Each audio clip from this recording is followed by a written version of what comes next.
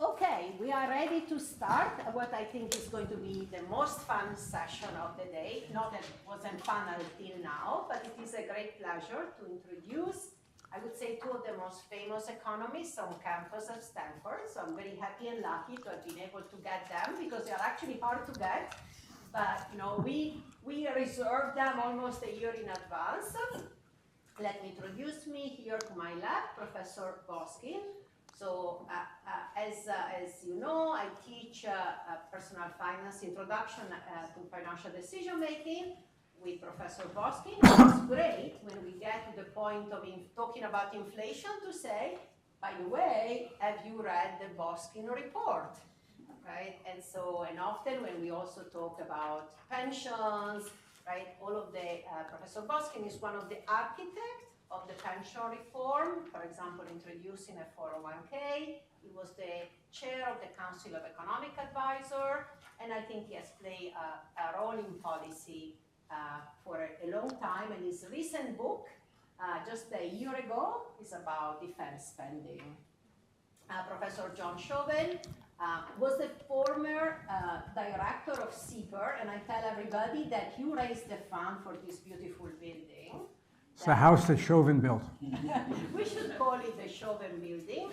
He has done a lot of really important work, very much also in thinking about pension and saving, and this is why financial literacy, as you have heard this morning, really starting by looking at some of that decision and so on. So it's going to be great to have them here today, and the reason why I also wanted to have them here because they started in 2020, more than 5 years ago. They decided to have a course on financial literacy and personal finance. So I'm going to start really with these questions. Like how were you able to, in a sense, add a course? This is a course in the economics department. It's called Economics 43, Introduction to Financial Decision Making.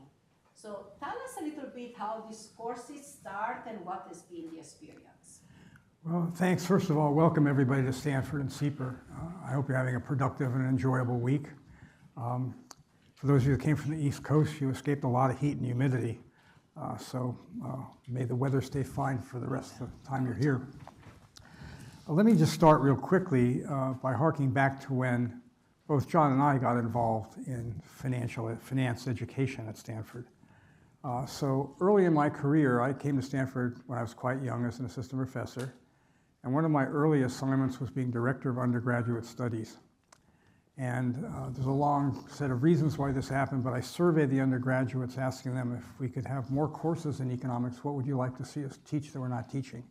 And it came back, there were like 12 options. And the first thing was a course on the stock market. Then there was, number 5 was a second accounting course, if you can believe that. So it was all practical stuff.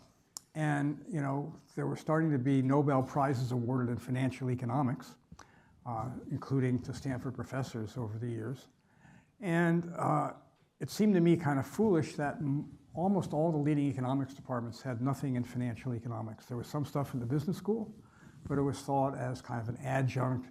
Maybe there were a few people playing around with wealth effects and so on, Franco Megani and others in various macro models, but there was a big distinction and it wasn't much incorporated. So I kind of lobbied for a course, an upper division course for our students, our econ majors in financial economics.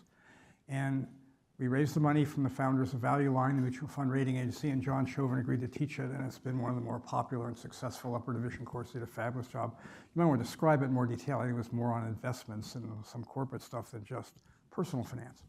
So over the years, I became quite dissatisfied with what my econ major students were telling me about what their roommates who were not econ majors knew about economics and finance. And the best answer was nothing, and it went downhill from there. Everything they know is wrong, they've got ridiculous instincts, et cetera. So many years ago, I started campaigning for us to teach a course that was a serious economics course with serious intellectual content that was based in personal financial decision-making, which I thought would both, number one, be valuable to a broad swath of students, whether they majored in econ or not, but it would teach them how economists think about things, about trade-offs, opportunity cost, optionality, and things of this sort. And budget constraints and time constraints and things of this sort that were the basic building blocks of our simple economics. And as typical at Stanford, I got nowhere because the way you get something done at Stanford is to raise the money for it and do it yourself. So eventually, I finally, ludicrously late in life, I decided, well, if I don't do it, it's not going to get done. So I raised the money. John agreed graciously to teach it, co-teach it with me. And we started the course. The week COVID hit, the stock market crashed 30%. John will tell you a bit more about that in a second, I'm sure. And we had to go totally online. The course had never been taught at Stanford before, never been taught by us before. And we're looking at 400 squares on the Zoom thing. And we had 80 and there were 80 auditors, including 7 professors and a dean. So that was how we first started teaching. We've tried to improve it every year, and I think we have. But the motivation was really seeing students, even Stanford very bright students, just be somewhere between naive and misinformed about a lot of financial decisions. The remarkable thing that's happened for me in teaching it and now teaching it with Anna, John gives some guest lectures now still, is I hadn't anticipated the following. About 25% of Stanford students are first-generation low income, which I think is pretty true of many leading universities now. And they come to my office hours and tell me they can't thank me enough because they become the financial advisor for their family. Something I never really thought about. It's the most heartwarming thing in any teaching I've ever done. So I'm really glad I did it. It took some time and energy. We had to get it through all the requirements. Stanford has what you probably would call distribution requirements if you're not familiar with Stanford, but we call ways requirements, ways of thinking, ways of doing. You have to take a quantitative methods course, science course, artistic expression, creative something or other, and 2 courses on social inquiry. So we had to structure the course so it satisfied that between the general freshman requirements, these ways requirements, and major requirements. Students had almost no ability to take any other courses if they didn't satisfy one of these things. So that's a bit unusual, but it's turned out to work out very well. And I can report that this spring, it was not only the largest elective class on campus, it was the 3rd largest undergraduate class on campus, #1. The only other 2 were required courses, one in computer science and one a math course required for all the STEM fields. And it's the largest new class in social sciences in Stanford in 50 years. So let me let John correct anything I said and add what he'd like to. John. Well, I'll just say a couple of things. John? Oh, yeah, I've got this. I've been told I have a loud mouth, but I'll use this anyway. Well, I'll just say something. Michael hinted. We started the class on April 1st, 2020. And the stock market had gone down 35% in 5 weeks. Once COVID hit, that was one of the bigger crashes of the stock market. Now, all the students were interested in selling short. They want to know how to sell short. And with no comprehension of how dangerous that strategy can be, probably how untimely that strategy would be, about alternative ways, if you really want to bet against the market, there are safer ways to do it than selling short. So hopefully they were not very well informed, and hopefully we added to their knowledge. But let me contrast the value of this course today to what it would have been when I was in college or when Michael was in college in the, say, late 1960s. I was in college from 65 to 69. And at that time, the retirement system was a pension plan or Social Security, but the pension was employer-provided, defined benefit pension. There were no investment decisions required by employees. Probably only 5% of the population actually invested in stocks and bonds. There were high commissions to do so. Most people, if they saved it all, would save it a savings and loan or a bank. Contrast that today. Something like 2/3 of the population is almost forced to make investment decisions because of the demise of the defined benefit pension system and its replacement, the defined contribution pension system, where the employee has to make the investment decisions. And so most people, whether they want to or not, are having to make decisions about stocks and bonds. Now, it's kind of depressing to me, actually, that the number of workers, the percentage of workers who take the default option. In other words, if you can't answer the question, how would you like to invest this money, then there's kind of an automatic investment that you're put in. To me, that indicates that they really don't know how to figure out what is in their interest, and so they just take the default. So I think even today, by definition, the default is kind of a one-size-fits-most people kind of solution. It's like you went to the store for your clothes and all they had was mediums. You like it or not, it kind of fit or not, might be a little short on you or a little long on you or a little tight. So I just don't think the default answer is the right answer for as many people as take it, but I think it's evidence that they don't know how to do it.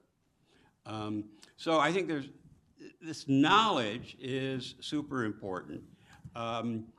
Just think about another topic. Think about the mortgage market. Well, 4 years ago, you could get a mortgage for 3%.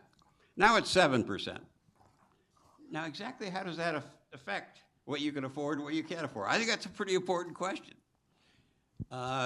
Michael, as he was introduced, did this famous study of inflation, but, students need to figure out, and this is almost quoting Michael, what is the return net of fees, net of inflation, net of taxes?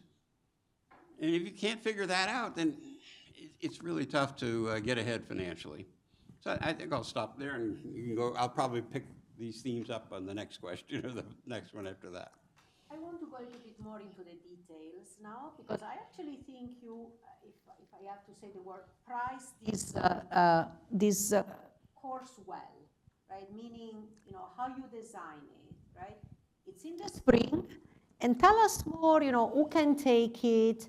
Are there any prerequisites, right? What's the structure of the course? Also, I hope that many of the people here, as they become academic, maybe start a similar course. That'd be great. It'd be great if you guys, there's a need for this, and perhaps at your current or future job, you'll have an opportunity to teach it. And I think it's very rewarding. And we'd obviously be more than happy to assist you any way we could in that endeavor. So we were trying to figure out what the proper market segment to hit, if you want to put it that way. And we thought the best thing we could do, the greatest social value we could have, is have a course open to absolutely anyone with 0 prerequisites.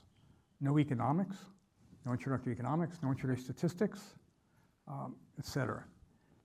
So we have freshman music majors. We have senior math, econ, computer science majors.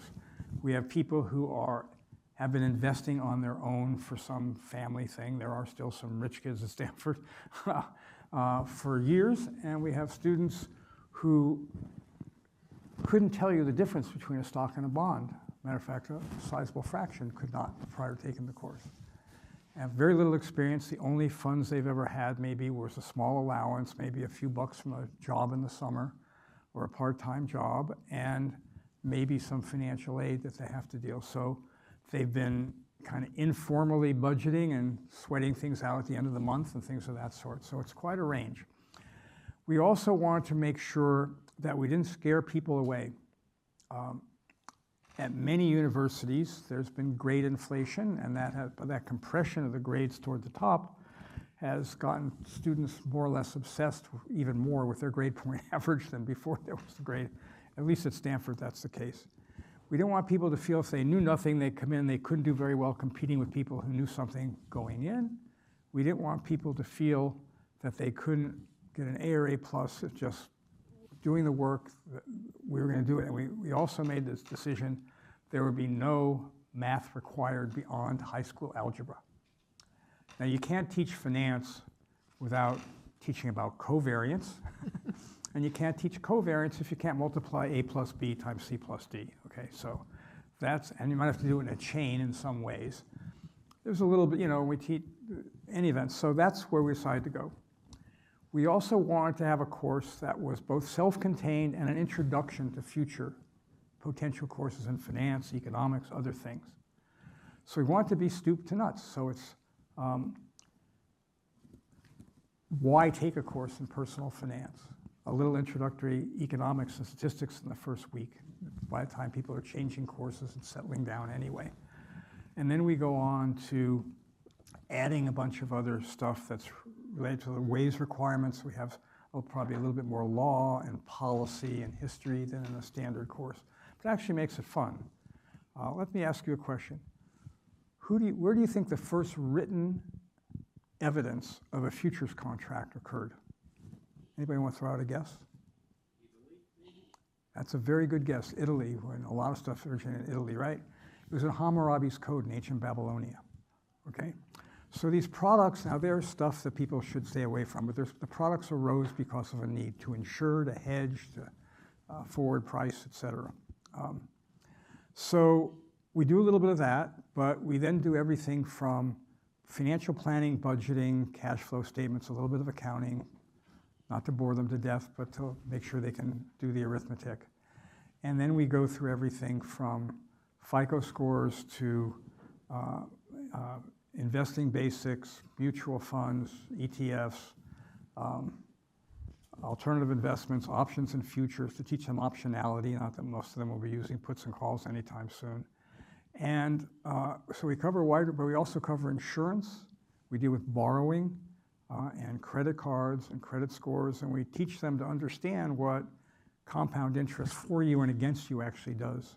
John discovered, unbeknownst to both of us when we started, that credit card interest is compounded daily, for example.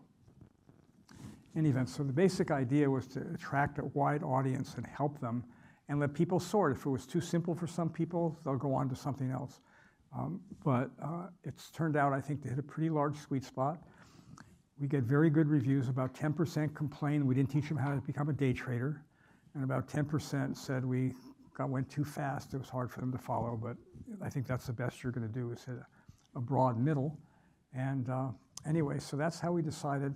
We thought the spring, so they be able to take some of their requirements fall and winter quarter and sort of get around Stanford a little bit. We don't want people showing up the first quarter and having to deal with this course while they're dealing with everything else, finding where their dorm room was and so on. And we've continued to do it, and now we teach it twice. Anna teaches it a second time. Well, I think Michael covered most of it. Just to review, there are no prerequisites. Everybody's welcome. He covered many of the subjects that I told you. Many of the subjects we cover. My view is that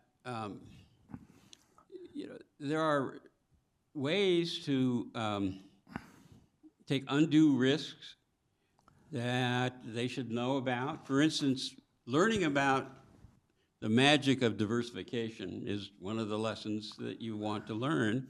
And so if you buy, say, a single stock, that's pretty incredibly risky. Now, you can actually buy an ETF that has one stock in it, but it moves at 2 times or 3 times the percentage change that the underlying stock moves.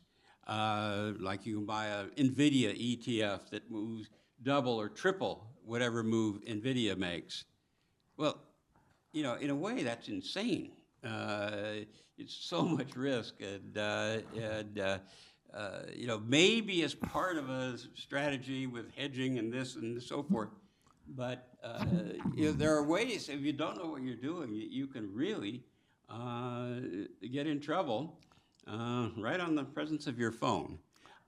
So people need to be informed as to what's doing. But for instance, say you asked on the first day of class, which is safer, a 1-stock portfolio or a 10-stock portfolio? Well, they'll both get about 50% of the people will say, 50% will say a 1-stock portfolio is safer, and 50% will say a 10-stock portfolio is safer. Hopefully at the end of the course, they know that answer. They believe a 10-stock portfolio, particularly if there's, say, 1/10 of your money in each of 10 stocks, that's a lot safer than a 1-stock portfolio. But they don't know that. So there is a lot of, let's call it, financial illiteracy out there, and we're just trying to improve the situation. We actually, to pick up on what John said, we actually go through the efficient frontier and explain the logic behind it. So something that I think probably half the members of the economics department at Stanford couldn't get right is that you can, an all bond portfolio is not the safest portfolio. It's safer. You could have some stock which has the proper covariance structure with the bonds and reduce the risk. When you think about it for a moment, it becomes obvious. But if you've never thought about it, it's not obvious. So what John's saying is, part of what we do is try to give them the ability to understand and reason their way through these things, so when they confront other examples later in life, that they have some basis for figuring out what makes sense. That's really important because one of the things we did a survey of what's available online, and there are some courses that are not unreasonable, et cetera. But the bulk of the views are of stuff, how I got rich and you can too kind of stuff. A heavily advertised book by a popular author is Unbreakable Investor by Charles Lane. I'm sure he did pretty well, but he's telling you that he can tell you how to do better by investing in individual stocks. I doubt he's had a permanent record in doing that year after year because the evidence is that that's a hard thing to do. But in any event, so there's some stuff out there that appeals to people and that is easily retrievable online at very low cost, but can get you in trouble. There are some tools online that are useful to use, but we have the strong view that there is a logic to making financial decisions. And you don't have to be tedious. You don't have to do it every time you go to the movie theater or buy a concert ticket or whatever. But if you think about the big decisions you're going to make in life, whether you rent or buy a home, if so, which home, what mortgage to get, where do you live, which job to take, how to trade off features of different jobs, whether to buy or lease a car, whether to buy a new car, used car, what kind of loan to get, what are the different types of things that affect the prices you'll pay, the interest rate you'll pay. All those things. There's a logic to how you go about it, which is based in consumer theory. You figure out what your goals are. You figure out what your constraints are, your budget, and how it's likely to evolve under different scenarios. You figure out what alternative approaches to achieve those using some sensible financial arithmetic and tools. And you figure out what the different features and the trade-offs and what makes sense to you given the different ways you may go about it. And if they get used to that through the series of major decisions and examples, through modules, through problem sets, through and other means we take them through, that they'll be able to confront these decisions rather than at the last minute saying, oh, we need to get a mortgage, I better look up online. I'll immediately take the one with the lowest offered interest rate, regardless of all the fees and points and all this other stuff. So hopefully we're able to get them into that sweet spot as a running start in life. So I actually have read a lot of this popular book, and I'm really impressed by how anti-academic they are. So, they always start by saying, people tell you that you have to make calculations or, or use like math. And of course not, right? So they always promise, I think, what, people want. Right? Easy. And that's where, easy and, Jesus, like your microphone's going in and out. Yeah. And so, that's, I think, is always tricky. This course is a course in economics, certainly very much in the way, we teach it. So do you think it could be a good entryway, for example, into econ, more than perhaps Econ 1, or an entryway into econ or finance or even accounting?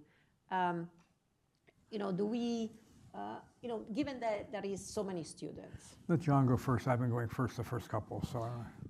Well, first of all, we have experienced that a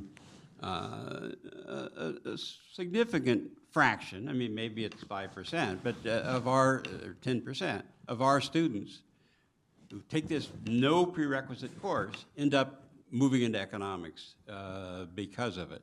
And so I think it is a feeder course, whether it replaces Econ 1 or supplements Econ 1, I'm not sure, but it does have that feeder feature. I do believe that's why the economics department was very supportive of the introduction of this course. At Stanford, I'm sure we're not unique, computer science has been eating everybody's lunch in terms of the number of students that are interested in computer science is very high. So econ finds itself in competition for students, and this course helps. So that's, I think that's a good thing. Completely agree. We certainly have, we even have former TAs who are now teaching personal finance. For example, one at the University of Minnesota, we have a teaching assistant who's decided to go out, change from math and computer sciences, PhD into econ as a PhD. In addition, there's Gavin right there. So in addition to students choosing to major in economics, and that certainly is the case. I would say, in addition, we have enabled other things at Stanford as part of a broader initiative on financial decision making, which Anna now leads, that I was involved and John was involved in getting started and raising the money for. A variety of new things are occurring. First of all, the economics department now offers a certificate in financial economics that you can get a certificate which, for better or for worse, students think is valuable in addition to their degree and staple to your diploma. If you take this course and I think 2 or 3 others, and there are a couple now courses being taught by business school professors in finance that are eligible, which has broken down. I know at some universities, the economics department's inside the business school. Here, we have a graduate school of business, like Harvard does. We don't have an undergraduate school of business or an undergraduate business major, and we have an economics department in the School of Humanities and Sciences. So it's helped break down some of those barriers as well. So I think it's adding a lot beyond what it's directly doing. It's enabling other things, greater interactions, and obviously enabled us to attract Anna to Stanford. That's no small thing. One thing I'd just add is, in some sense, the overarching model is the life cycle model. It's the model that here you are, you're maybe age 19 if you're a student, but you're already thinking, when will I buy a house? When will I get married? How will I provide for my retirement? So what is the role of Social Security? When are taxes going to hit? Are taxes low now, so I should get into a Roth IRA instead of later when my tax rate will be higher? But there is this sense that you're planning your financial lifetime. It's the life cycle model that, in some sense, is behind the scenes of most of what we talk about. Yeah, I would say that it motivates a lot what we do, but I think that we try to explain kind of the sequence of major decisions to be going through. And I think for many of them, the first one is choosing a job, getting a job, choosing a job. How do I compare it? So one of the reasons I got interested in starting this, believe it or not, I would have students show up at their 5-year reunion and say, gee, I wish you had told me I should put money into my 401k account. And I said, well, we never, this was before the course. You never asked me, but there was a match. If it was 1 to 2, you had a 50% return on day 1. That's not an easy thing to get anywhere else. Matter of fact, you can get to 50%, you can take it out later, pay the 10% penalty, you've got a 40% return. So let's just kind of be serious here. So that's part one. The other part was they come back and tell me, I took the job at XYZ startup because they offered me twice as many options at Google and had no idea. They thought options and options, like $1 is $1, okay? So that motivated me to try to get a broader education and some simple finance into, and infuse it into the broader population of Stanford students and elsewhere. We're trying to help people in other, I'm sure Anna's gone over that with you or will, and other places to do likewise. So I want to tell two more stories because then I want to turn to an important question. So during the summer, John Shoven actually teaching high school students, and we have high school teachers. And he teaches economics. But last year, it was actually teaching in his course. He was teaching about personal finance. And so he came in and he said, you know, I was telling my doctor I was going to teach this session, and he decided to come. So here is Dr. Chi, and we all turn, and here is this famous, world-famous eye surgeon who basically took an hour out of his busy schedule to come and listen to his patient, John Shoven, lecturing about personal finance. He's so coming again this year. it was great to have him so we could ask him a few important questions. One of the things I realize here is how important it is to have friends which are medical doctors. Let me add another example of that. I have what probably generically we call hay fever, allergic rhinitis, so I get desensitized with shots. And when my allergy doctor found out I was doing this, as she was getting ready to inject my arm, she asked me to bring her the slides from the class. I said, of course. So we all have this story to tell you, but another heartwarming story is I actually received 5 years after I was teaching personal finance, as I said, to master accountancy student.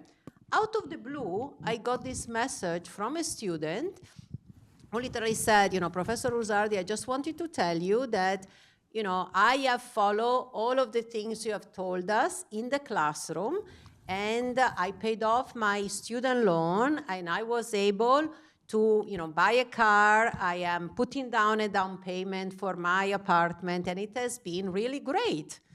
And so I took the message and I sent it to the dean because I had such a hard time to start the course. And the dean, what does the dean do? He writes to her and invites her to come back to the business school. And so we had kind of really a party with this student. And actually, when she came and she said her story, it was amazing. It was so heartwarming. You know, indeed, I actually do think, as you said, we changed the life of students by doing that because people, you know, have to make this important decision. You know, for example, we now teach negotiation, and, you know, people have to choose a 401k right after. For example, college, they have to pay off their student loan. And not just the student themselves, but the parents are very thankful. And alumni are so thankful that they are actually donating to the university to do that, which is another, I think, thing. And as you start and maybe, you know, can talk to your dean or chair, you'll find very generous alum and very interested in supporting such a course. And my question really to you, John and Michael, is if you were to give a suggestion or recommendation on how to start such a course, you know, or how to teach such a course as you start your academic career, what would that recommendation be? Given also that, again, you know, not every school is open to teach such a course. John, you want to start? Well, the first thing I would mention, you know, I'm just going to extemporize it, but it's kind of amazing to me how many Nobel Prizes in economics we bring up in this course. Whether it's, Michael mentioned the efficient market, you know, basically trading off risk and return. The theory behind index funds, that led to a Nobel Prize. So, I mean, this is super important stuff, I think. And, you know, I think if you take a traditional course and you learn about indifference curves, and you take this course and you learn about mortgages, which one's going to be more useful in your life? I mean, I honestly think it's this course. Now, I do think Michael mentioned something that's important.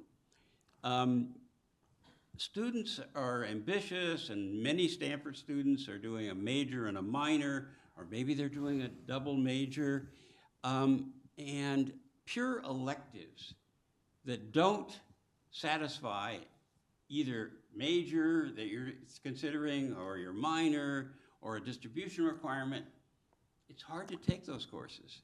So this idea that Michael mentioned, that we got this course, we convinced the undergraduate, the group that controls the undergraduate distribution requirements, that this course would satisfy a distribution requirement at Stanford.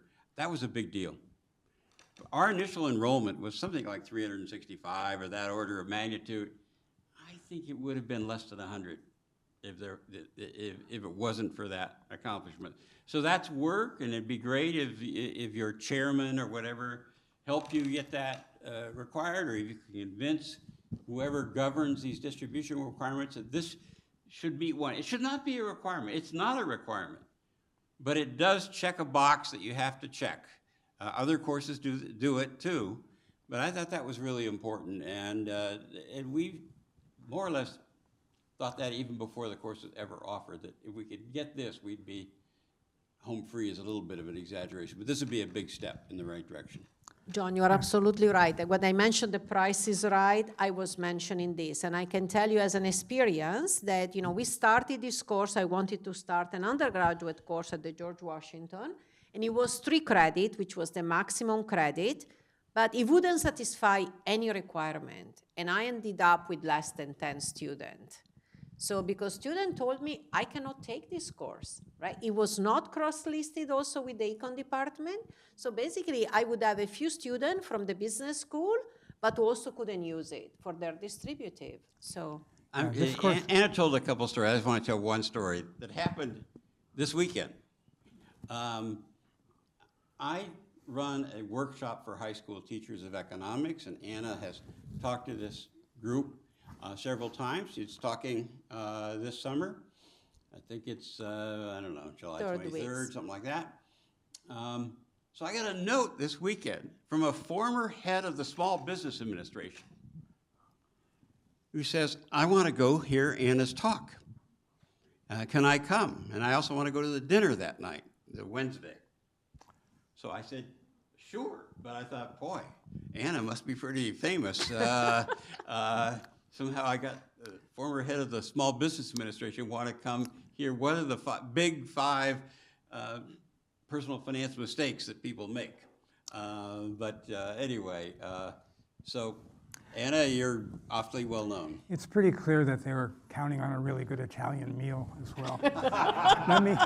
let me add a couple of things to what John had to say. First of all, about starting a course. There are many different reasons to start such a course. And it doesn't have to exactly be modeled after what we did, and that might not fit. So I think you have to see what works at the institution you're teaching at. I think you have to see what's already offered, how it fits in, who might staff it, who might your allies on the faculty be if you raise this issue. For example, people will be interested if you're not yet tenured, they'll be interested if you're gone, who's going to teach it? Can we continue to do it? Or can you co-teach it with somebody? That's part one. Part two is that this is a broader movement than just what's going on in colleges. So a bunch of states have requirements. California's we got passed, which will start, I think, in 27 or 28, that to graduate from high school, you have to have a personal finance course. And of course, there aren't any teachers. So that's going to be interesting. So we're in discussions with the education school about how we can help deal with that. Maybe along the lines of the model John has, teach the teachers. A second place, and this has to my own personal, something that's very important to me, was it turns out that financial stress is by far the biggest source of stress in our society, even during economic booms. The American Psychological Association does studies of this every year. They do surveys, and it has a lot of correlative problems: crime, obesity, alcoholism, drug abuse, et cetera, et cetera, et cetera. Let alone all the downstream issues of people being dependent on government, not being able to care for themselves and their families and provide for them. But it's also true in the military, remarkably, given what the military does. You'd think that the long deployments, et cetera, financial.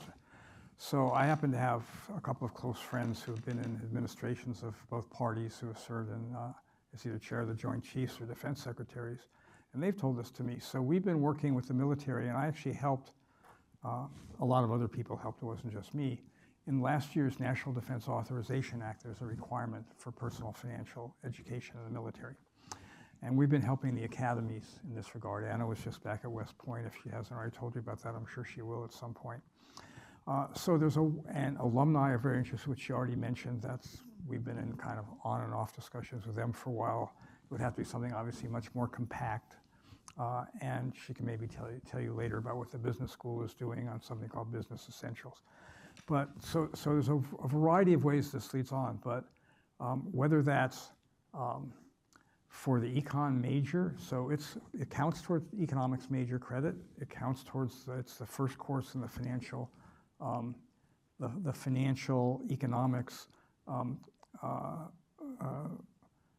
sub-major, whatever we're calling it, concentration, and it counts for the distribution requirement. So that helped break down a lot of barriers, importantly for the students. On the flip side is what to do with the faculty. And I think the faculty in leading economics departments has long since passed the day when they were dubious about whether financial economics was important in economics and understanding the economy, or at least some aspects of it. But still, people want to teach what they can do. They worry about you're taking students away from them and all that kind of stuff. They're human beings like the rest of us. They have their own issues and biases. So you have to figure out, in our case, we had to get through the undergraduate studies committee and then go to the School of Humanities and Sciences and all that sort of stuff. And I think in our case, to be honest, it helped a lot that it was John and I that were doing it, and it was going to be pretty hard for our economics department to say no to something either John or I, let alone both of us, want to do. But that's something you'll have to kind of navigate your way through, but I think it's almost always doable. Another obstacle, I think Anna mentions, at the dean's level, where they're worried about resources and commitments and what else am I going to do and who's going to do what and so on. I think in that case, showing that there's large latent demand if it's not being taught is very, very helpful. And almost every university now, students are crying out for a larger subset of practical, useful stuff that'll help them get jobs. That's one reason computer science has become a dominant major in many places. Although it's kind of peaked here, it's kind of fallen off a little bit. It's still gigantic. It's not, I think it's probably peaked. And econ is picking up again, including from our feeding in. But you have to navigate all those things. I'm not going to suggest that it's easy, but I think it's doable in almost every case. And I think one thing you have going for you in most places is that we started doing it and have been very successful. You can use the statistics Anna can provide you. John Campbell noticed this at Harvard, a very prominent finance professor, former head of the American Finance Association, brilliant economist. He started teaching at Harvard. James Choi's teaching at Yale. It's being taught at Berkeley. UCLA started it, and the lady who was doing it moved to Dartmouth, and she's doing it there. So there's a whole bunch of places that many universities look to as setting the example that think this is important enough intellectually to be part of the rubric of what is being taught and being given credit. So I think that is one sense kind of a reference point or a proof point in sales terminology that may be useful to you. Let me just add one thing. One obstacle, at least in our opinion, there's no textbook that really met what we wanted. There are textbooks, but we just didn't think they were like our course. Maybe that'll change, but Anna's doing a lot of things. I don't know if she's, so you do have to work to, figure out what lectures you're going to have and work on each lecture. It's not like you can just pick up ManQ, or in the field of investments, there was Bodie, Kane, and Marcus and some leading textbooks. as far as we were concerned, for the course that we wanted, there wasn't a textbook. Yeah, there were some pretty good how-to, Yeah. but that would be kind of like a companion to the local banker coming in and teaching you rather than having a serious intellectual foundation. I want to actually turn this to you. And if you have questions, to ask, and also because, we have a break, but, it's really great to be able to interact. Ali. My question is for Dr. Shoven. What would you recommend for someone who is also planning to create workshop for teachers to teach personal finance in Texas? In Texas. Because we recently passed a bill to make it mandatory, actually passed it in this January. And one of the main issues is teachers are having a hard time to understand what they're supposed to do. Well, I mean, obviously, I can explain what we did. I started teaching with Professor Gavin Wright in 1987. So we've done it 38 years in a row. It's a week-long workshop. We did identify some financial resources that we could tap into that helped. We have had little difficulty in attracting teachers. For instance, this summer we're going to have 63, I think, teachers here in this room for a week. The course differs every year. It depends on what the topics are. So this year, for instance, there's a topic on tariffs, as you would expect. There'll be a topic on college admissions and whether that led to the elite, the whole argument about this will be the history of college admissions. This is Ron Abramitsky's got a piece on that. We're going to have one on antitrust and so forth. I don't know exactly what the secret is other than I can explain it's free to the teachers. Those that have to fly in, we have a limited number that we can fly in, although it's like 25, so it's not too limited. We pay for the airfare, we pay for the hotel, we pay for everything. But so you need money, and that's getting scarce. But I don't know. We've never had problems with teacher interest. We did get, and I don't know if you could do this in Texas. If the participant writes an outline or a paper or a teaching plan based on what they heard, they can get 3 units of credit, Stanford credit. And for teachers, high school teachers, public school teachers, getting units gets you towards a raise. Stanford amazingly charges for the 3 units a grand total of $75. That's also a pretty good deal. So they get university credit for doing it. I don't know. It's great. It's very They participate a lot. It's not like we just talk to them. They share lesson plans with each other, and I don't know. Anna's been there 4 or 5 years in a row. It works out very well. It's great. It's really great, and I think there is such a need, right? Also for high schooler. In this case, the high school teacher, don't know the topic. This is an update in a sense, and it's nice that there is some personal finance, but it's definitely such a gift to the profession. Let me ask a couple more questions so I can maybe help answer this more. So it's a requirement for high school? There is a requirement in order to hit the graduation, yes. Yeah, Okay. so it has passed. And so it's just, that's all there was. Was there a budget that was appropriated to help the University of Texas system, for example, train the teachers or the education schools? As of now, there's nothing very clear because since the bill just passed it, the biggest systems in Texas, UT, University of Texas and Texas A&M, they really haven't had a chance to open anything. And what I was telling Dr. Lusardi that when I get back to Texas, I'm going to advocate to put it into part of teacher preparation program to teach personal finance as a part of the requirement. But as of now, based on my knowledge, there's nothing clear or clarified, but state of Texas is planning to give grants to the schools in order to teach them personal finance. Yeah, my suggestion would be a little bit different than making this part of the general teaching requirement. It would be to set up a program because you're going to have only a small fraction of teachers able to teach it. And so you need to train them. And I would focus on that.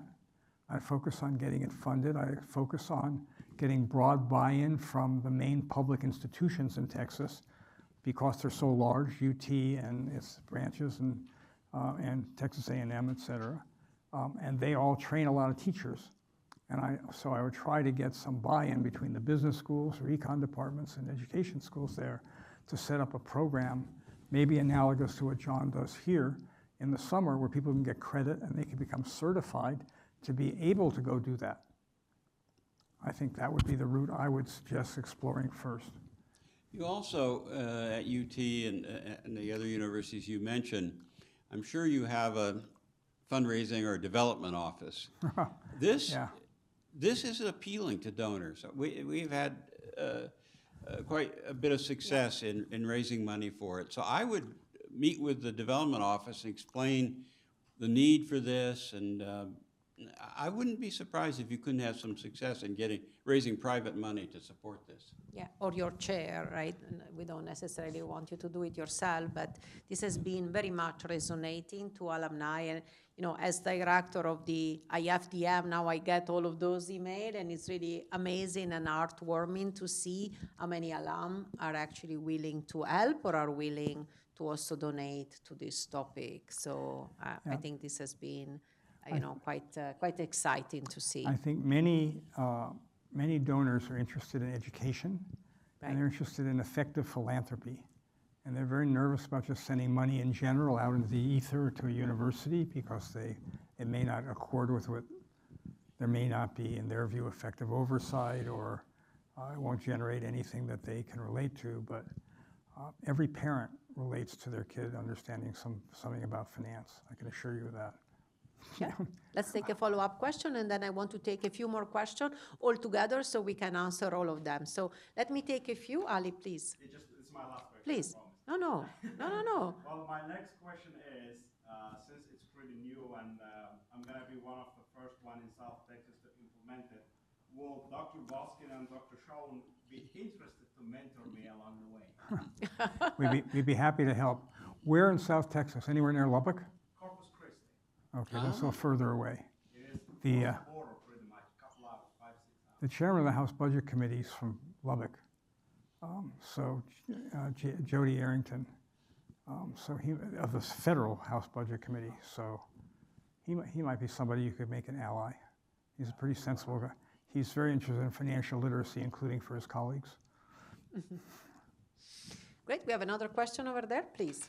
Yeah, so I'm quite interested in the military. So you said that it's now a requirement to study personal finance in the military. So does that mean before some people in the military studied it and other people didn't? And do they have to take a test after they've done this? Well, this is still being worked out, but the requirement that there be broad financial literacy education is there, and usually the military, you follow orders, and the National Defense Authorization Act is literally all the authorities that Congress gives to the military about what it can do. Okay, so for example, to move those ships to the Eastern Mediterranean, the Secretary of Defense, delegated authority from the Congress, has to literally sign an order before the ship can move. And so it's in there, so something is being worked out over time. What is really important to appreciate is that the first person that our men and women in uniform go to if they have a financial question or a financial problem, and many of them do, they're subject to payday loans and all this kind of stuff, is their unit commander, generally the lieutenant in charge of the company, for example, not necessarily the general, obviously. And those people, training the people who are going to be doing this is what's important, like training the teachers is important. It won't be at the individual troop level. It'll be done at the level of training, starting with training the people who are responsible for their unit and the well-being of their unit, and this will become part of the well-being of their unit over time. Exactly what pace remains to be seen, but anyway, it's in the act. And there is a paper by Billy Skimihorn that we had here at the conference. He actually was originally from West Point, and he's an academic, and he actually studied the effectiveness of this financial education in the military because it was staggered, right? So he was actually able to do a nice study about the effectiveness of financial education in the military. I mean, I'm very grateful to Professor Boskin to push, I think, this bill that, if it passes through, we will have even more financial education, and I think they are an ideal group as well, given the type of stress that the family experience. Let me just mention that the first time we taught the course, once a week we had kind of a section-like thing and for the students, and we asked them to come up with stories of high-paid athletes that have gone bankrupt. We all know that there are such people, making millions of dollars, and then suddenly they're bankrupt. And so they would come up with these financial disaster stories.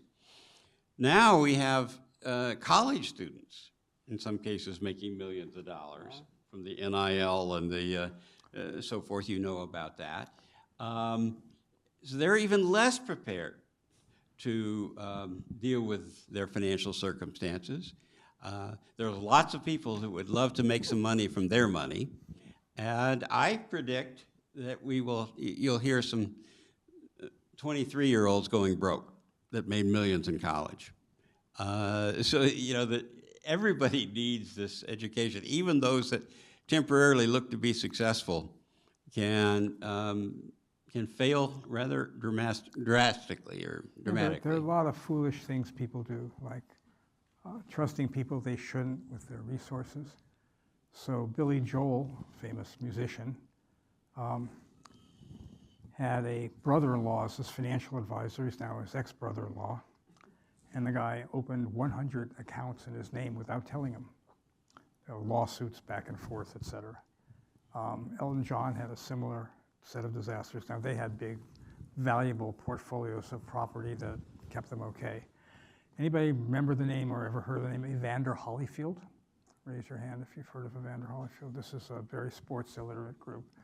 Evander Holyfield was a very famous heavyweight champion who became famous not just for being heavyweight champion, because he's the guy who Mike Tyson bit his ear off during a fight, which became a very famous episode in the history of heavyweight boxing. In any event, Evander Holyfield, to the height of his success, lived in a 100-room mansion. He's now living in a one-bedroom apartment. Anybody remember the name Allen Iverson? Maybe your parents heard about them. Anybody here from Philadelphia? Okay, well, Allen Iverson was the second NBA superstar to sign an individual shoe contract after Michael Jordan did the first with Nike. He did one with Reebok. Allen Iverson did not trust financial institutions or advisors, so he kept literally garbage can-sized bags full of $100 bills throughout his house. But he also had a retinue of 40 hangers-on who helped themselves. His agent was smart enough to put half the value of the contract in a deferred until he was 50. He couldn't touch it, so Allen Iverson turned out okay. So and you can go through this with musicians, with famous actors, athletes, doctors, probably a few economists as well. But any event, so it isn't meant to scare people. It's just to say there are some basic lessons here. Know what you're doing. Take control of your finances. Don't let them control you. And our theme isn't we're here to tell you how to get rich as fast as possible. Our basic we're telling you is how to develop financial security and keep options open to lead the life you want to lead later in life and not let this impair that ability. And that, I think, resonates very well with undergraduates today. But I think on this note, please join me